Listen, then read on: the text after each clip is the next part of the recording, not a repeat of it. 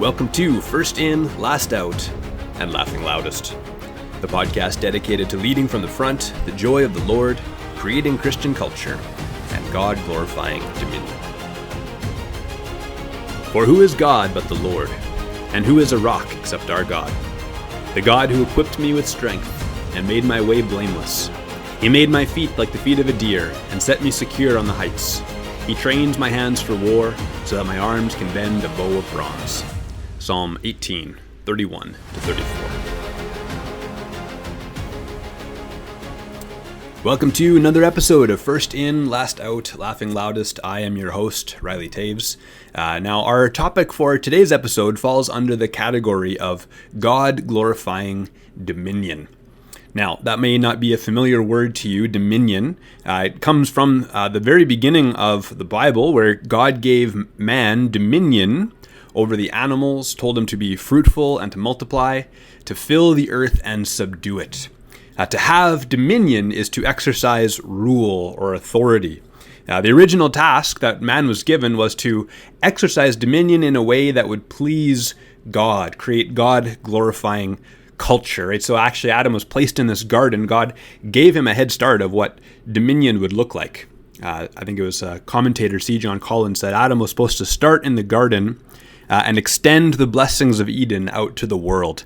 Right, so this is what a ruled and subdued earth looks like. It's paradise, basically. So that is the effect of God-glorifying rule.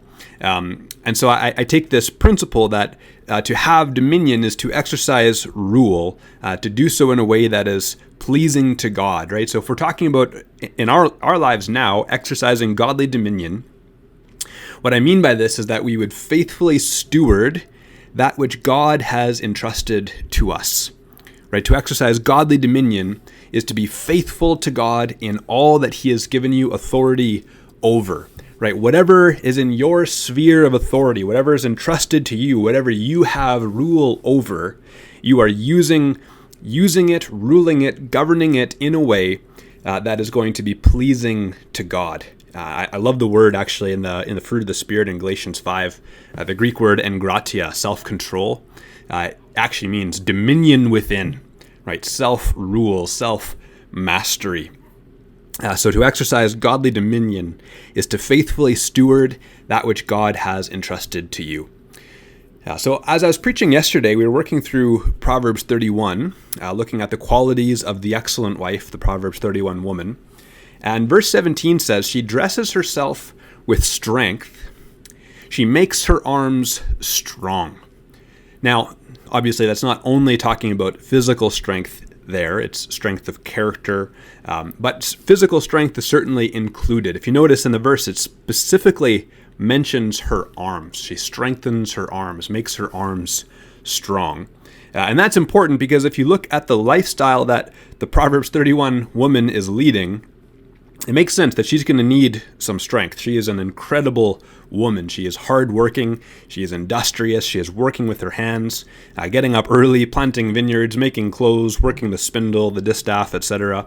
And so in order for her to be suited for all of this work, all these things she has to do, this woman needs to take care of her body. In order to be the kind of blessing that she wants to be to her husband, to her family, her children, to the kingdom of God, she has to include some focus, some emphasis upon physical fitness. And so she strengthens her arms. Now I think we can make a how much more argument here, an a fortiori argument. Feel free to correct my Latin. In my defense, I will say I went to public school. But the how much more argument, that is, if the woman who is said to be the weaker vessel is encouraged to pursue strength for godly dominion, well, then we would say, how much more should the men? Proverbs 20:29, the glory of young men is their strength, but the splendor of old men is their gray hair. If we were to govern well what God has given to us, I do believe we should pursue strength. We should strengthen our bodies, strengthen our arms, like the Proverbs 31 woman, strengthen our muscles, our hearts, and our lungs. So for my goal, part of what I think godly dominion looks like for my life, my goal is that I want to be strong enough to be useful. I want to be able to help you move your heavy stuff, to help you schlep your couches and your armoires and perhaps even your pianos, but man, hopefully not too many of those. We had a Dickens of a time trying to get the piano that's currently in our house up into the kitchen. Maybe I'll tell the story sometime. But I want to be able to carry construction materials. I want to have the strength to do projects in my home. I want to be able to carry all of the grocery bags inside in one trip. Now, don't you pretend that I'm the only one out there. I want my presence to make other people feel safe, especially my family members. I want them to know that I'm not a wet noodle that could be easily bent in half by an intruder. To this end, Psalm 18:34, similar point. David writes that God trains my hands for war so that my arms can bend a bow of bronze. Right? He mentions his physical strength that God has given to him that shows that he is ready, he is equipped to be of service, that he'll be able to defend and fight off evil. I want, in my life, in my home, I want to be able to master even the most stubborn of pickle jars that my wife would hand to me. I want to be physically attractive to my wife. I want to be able to give a handshake that doesn't feel like a wet noodle or a wobbly wet fish. I want to be able to play with my kids. I want to be able to run around with them, to toss them up in the air and wrestle and be fit enough to do this kind of thing. I want to be equipped to do hard work. I want to pursue longevity. I want to be healthy and maximize my impact for the kingdom of God. Now, my understanding is that the two strongest predictors for longevity are VO2 max, which is a overall measurement of your heart and lung health or capacity, your VO2 max, and your overall muscle mass. Right? If you manage to keep those two high over the long term, like into your later years, you actually maximize the likelihood of a long life. Those are two big factors that are known to impact longevity. So I look and I think, man, I would love to be like John MacArthur, a blessing to the church into his 80s. I understand he's in the hospital now. Prayers for him. But he has had a very, very lengthy career in ministry. Maybe career is not the right word, but a very long time serving the church, being a blessing to the church. Now, the Lord may providentially hinder me from this. There might be things outside of my control. But what I don't want to happen is to be hindered simply because I was negligent and failed to preserve the vessel that God gave to me. Jonathan Edwards was known to track his meals. He would pay attention to how the things that he ate impacted his mood, his motivation, his drive to spend time in the Word and in prayer. And he would resolve to avoid the things that he knew would hinder him. So I think godly dominion, faithful rule over our bodies, requires us to do that and more. Right? It requires us to do what is in our power and means to put ourselves in the best possible frame of mind, heart, and body to glorify and enjoy God. So for this my last birthday in July, my wife got me a Maze Fit, or a Zep, I think they changed their name. Basically, it's a step counter app and a heart monitor, kind of a fitness tool, helps you track some of these things. I'm really appreciative. It's a great gift, but it's a little bit disheartening because now I am well aware that my lifestyle is what is described as sedentary. I'm a full-time pastor. I work from home. Most of my entire workday is spent sitting behind my desk in my study. And so, yes, I have a sedentary lifestyle. So for me, if I'm going to pursue the best possible frame of mind, heart, and body, to glorify and enjoy God, to be a blessing to those around me, to be equipped for every good work, this is going to require some deliberate exercise on my part, hitting the weights, getting up on my exercise bike, going for walks, doing that kind of thing. Now, for people that have more physical jobs that probably isn't going to be as necessary. But I do think we need to be aware that what we do physically affects us spiritually. It affects us emotionally. It affects us mentally. There are so many people who struggle with things like anxiety and depression. They lack energy and motivation. They struggle to read their Bibles or to stay focused in prayer. And I think one thing that we as a church need to start doing is to begin asking how they're doing in other areas. Right? Are you doom scrolling social media until 2 a.m. every night? Are you paying any attention to the kind of food that's going into your body? Are you getting any sunshine?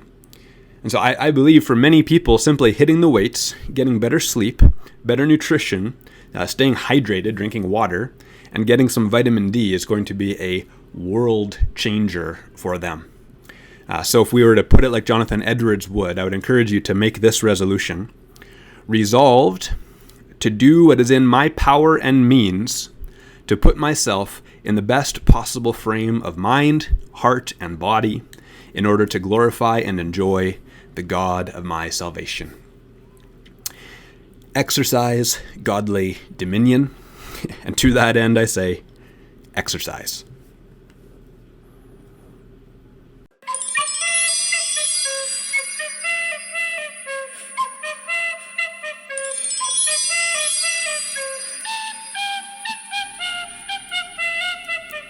The Enchanted World segment today is brought to you by the 2 green couches that are still, unfortunately, in my basement.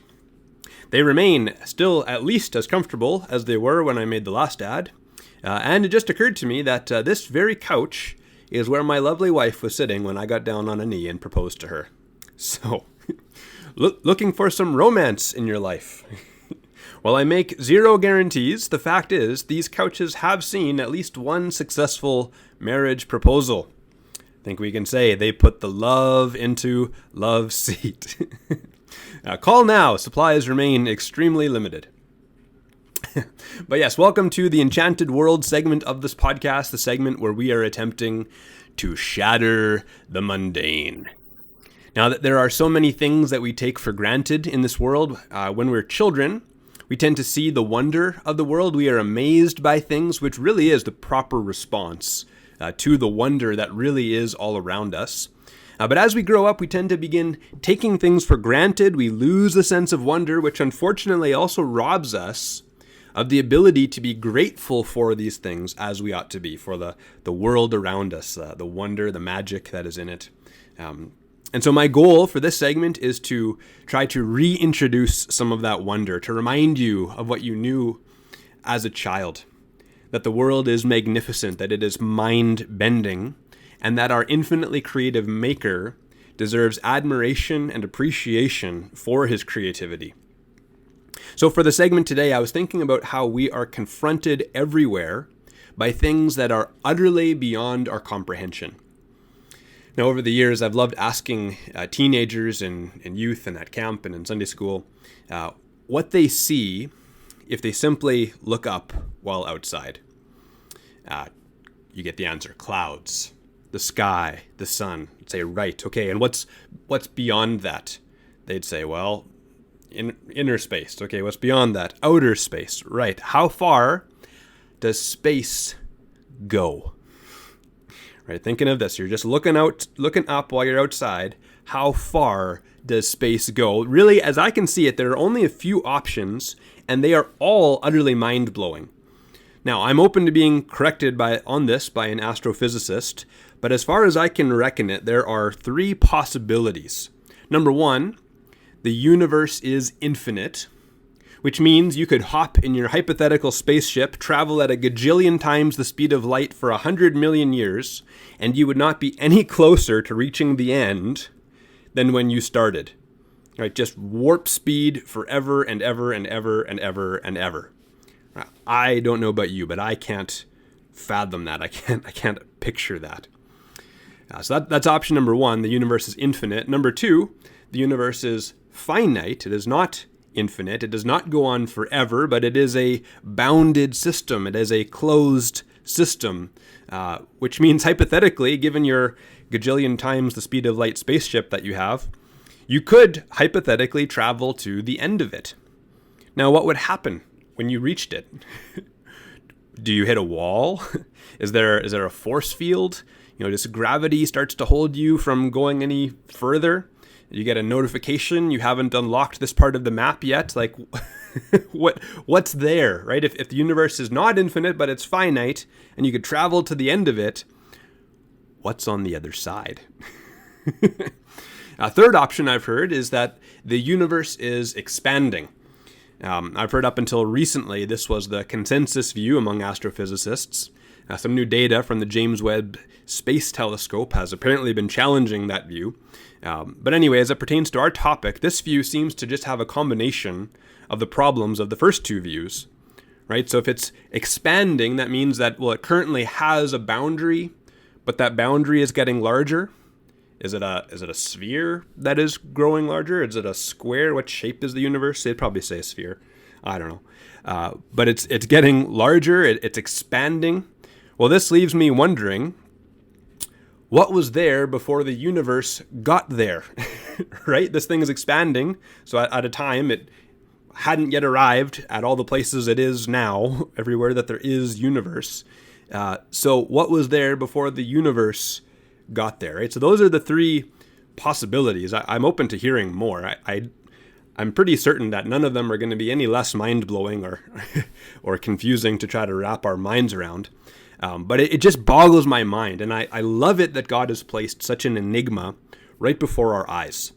Right? The kind of thing we wonder about as kids, but then for some reason begin to take for granted as though we really understand it, but we don't. We are confronted with the infinite just by looking up on a clear day, or perhaps even more potently by looking up on a clear night. Infinitude boggles my mind. Right? My mind is finite, it is limited, and therefore cannot contain the infinite. And truthfully, I'm glad that there are things that I can't understand. I'm glad there is someone bigger than me who is running things, someone who is not boggled, whose mind is not boggled by infinitude or by the world that he made, someone who upholds the universe by the word of his power. So I'd encourage you just to think about this the next time that you're outside or the next time you see the sky. I believe it is good for us to have our minds boggled from time to time.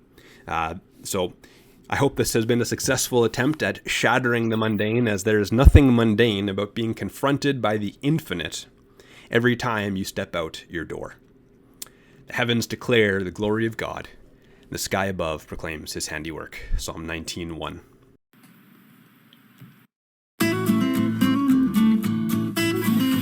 A book? That's right. When I was your age, television was called books. Well, maybe you should read a book.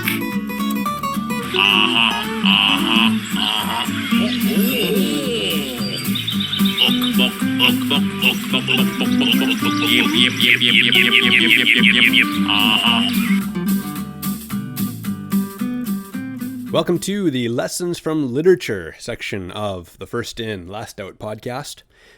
This is the segment of the podcast where I will share a gem, something that I found beneficial, either from fiction or nonfiction. I just want to encourage you to read, kind of see what's out there, that there's good stuff to be found for those who will go and read books. The recommendation or the gem that I have for today is from John Piper's book, Future Grace. Future Grace. And the premise of this book, this may not be how he'd articulate it, but I think the entire book can be really seen as a reflection upon Lamentations 3, verse 22, which says, "The steadfast love of the Lord never ceases. His mercies never come to an end. They are new every morning. Great is your faithfulness." Now, this is one of those books that has really shaped my thinking. It is one that has shaped my worldview. It has wormed its way into the way that I think about things. It's premises that I've taken with me. And this is one of those that has been extremely helpful for me personally through a number of difficult seasons. Just to give a bit of a humorous example, it's humorous in hindsight, but didn't feel very funny at the time. This was one of the concepts, or one of the books that gave me the concepts that helped me more than almost anything else in dealing with singleness. I had this strange idea that if I arrived at age 30 and I was still single, that was going to be it. That was game over. I had a sense of impending despair hanging over me as I got up there, what I thought felt like getting up there in years, into my mid-20s. And I felt like, well, if I arrived at that age, hit that birthday, that milestone, and I was still single, that would be game over in some way. And so the premise of this book is one that helped me extraordinarily in bringing contentment. He describes God's grace as a stream flowing downhill, and we live our lives experiencing God's ever-arriving grace. We can look upstream and see what's coming to us from the future, or we can look down, and we're right on the edge of a waterfall. We can look down and see God's past grace collecting in a pool down at the bottom. And so the basic premise of future grace is that this is a stream that is never going to dry up, right? Where we live experiencing day by day God's grace, this ever-arriving stream of grace, that is a stream that is never going to dry up. And so for myself, with my feeling of impending despair, this feeling of anxiety about the future, I for some reason felt like God's grace was going to run out, right? If I hit that point in life, that was going to be it for me. And so I remember feeling foolish when I kind of realized how I'd been looking at this, realizing, God has been with me all my life. God has carried me through many, many seasons. I'd been single for big stretches of my life, and I looked back on them, and they were not horrible. God was with me there. And so this premise of future grace was just to trust that God's promises are true, that God's grace is not going to dry up, that he will never leave you or forsake you, and that God's grace will be new every morning. Lamentations 3:22.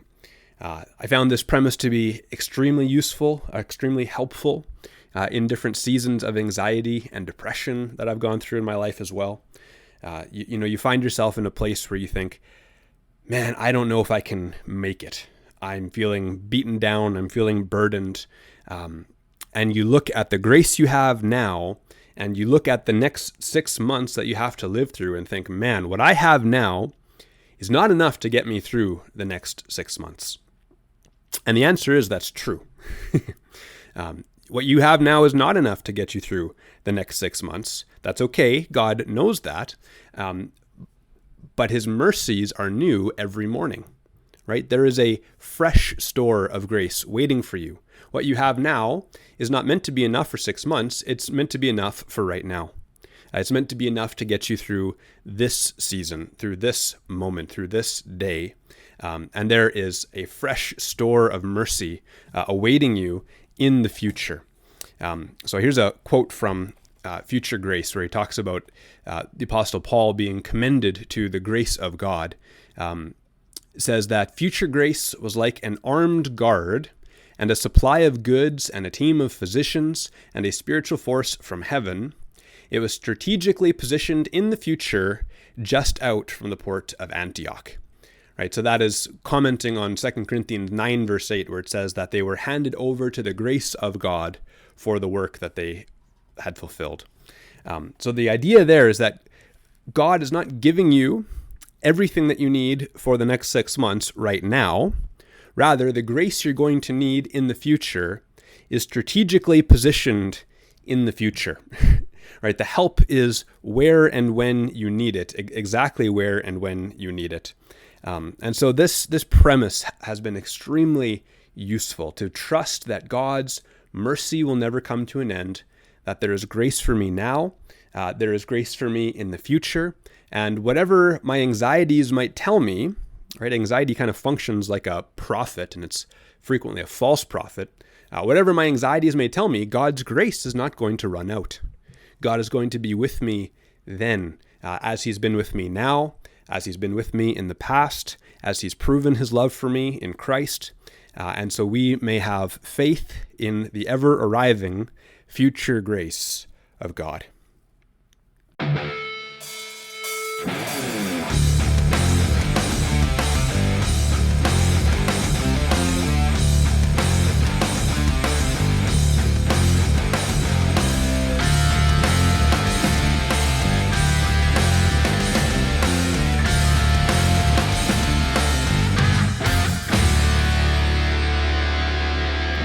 Welcome to the music recommendation section of the podcast. I would still love to come up with a better name for this segment. So, why don't you give me some suggestions in the comments down below? Tell me what you think I should call this segment of the podcast. And if I like your suggestion, maybe I'll use it.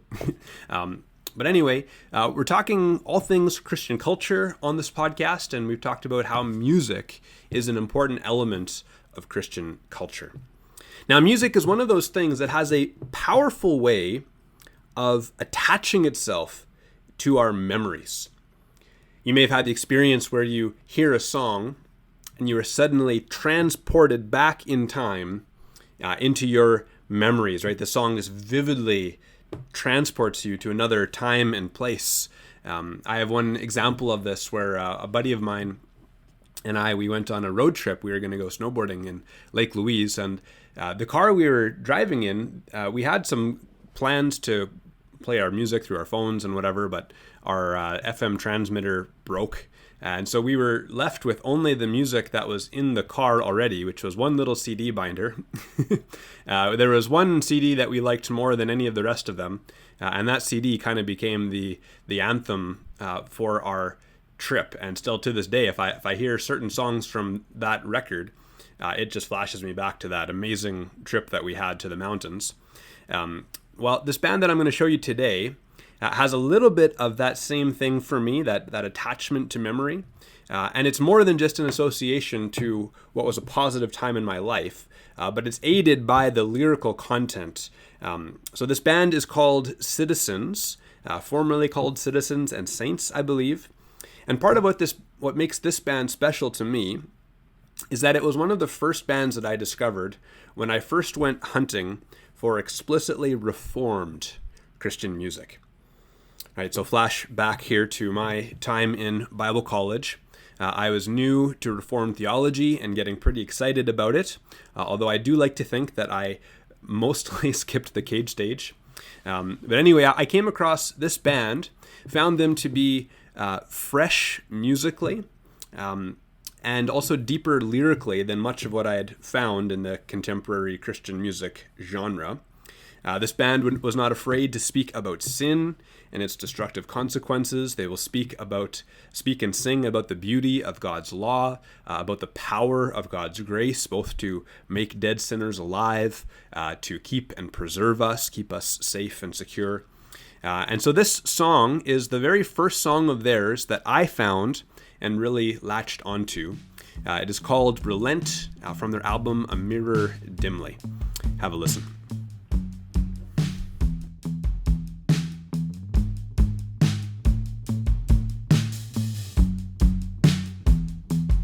If I gained the world, would it be worth the price? To work these hands to death and not be satisfied? If every effort brought another sleepless night, I'd be so tired. I have strived enough to know that this divide could never be repaired through countless second tries. Still I stay the course, avoiding what is right. Now I'm so tired. I'm just so tired. So firstly, I enjoy this song musically. You have this simple but catchy little bass line that repeats throughout the verses. Now, one of the things I appreciate about this band is that it does work well as background music.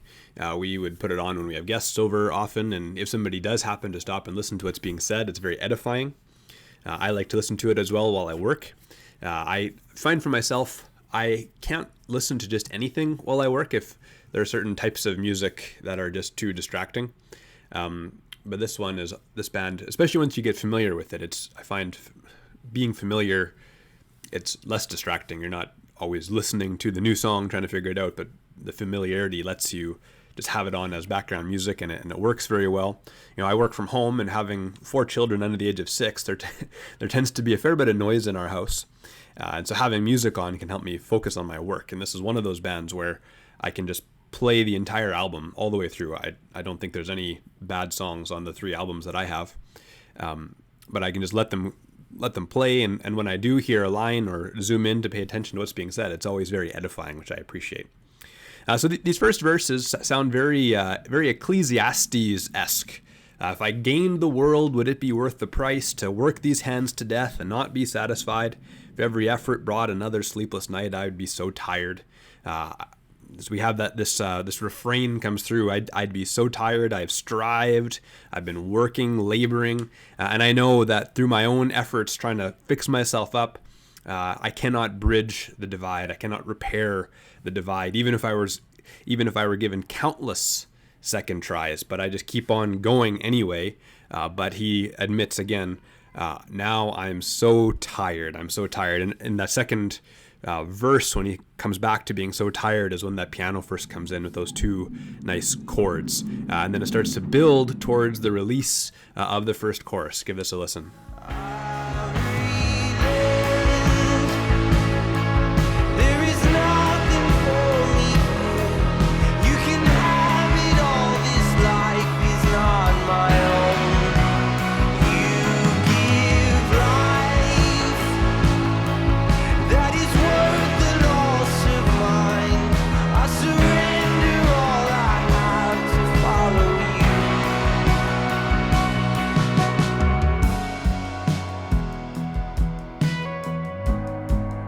So that build-up resolves in this release where he goes, I relent.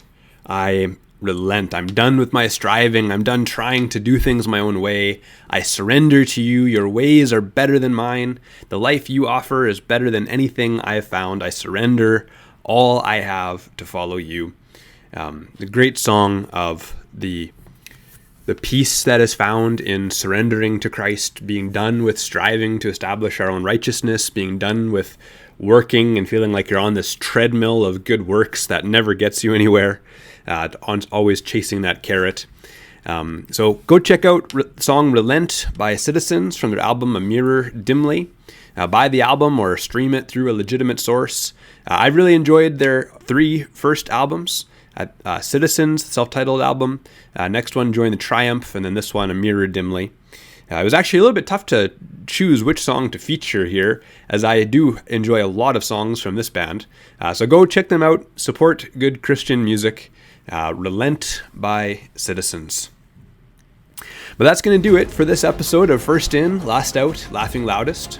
If you want to find more from me, you can find my blog at rileytaves.wordpress.com, although I will admit, since I've started this podcast, it's kind of taken up my blogging time. But there's a lot there I've written over the last number of years. Or you can find my other YouTube channel. Just search for Riley Taves on YouTube, should come up. There we post our midweek studies from our church. I've posted some other podcasty type things that I've done with Ask a Pastor, doing that with Kurt.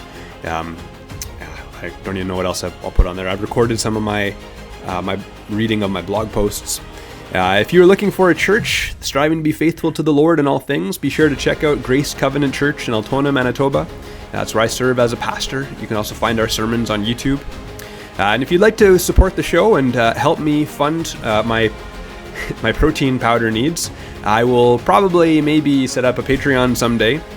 Or if you'd like to advertise on the show and sponsor a segment, you can contact me and we will set that up. But thank you for joining me today. This has been First In, Last Out, Laughing Loudest.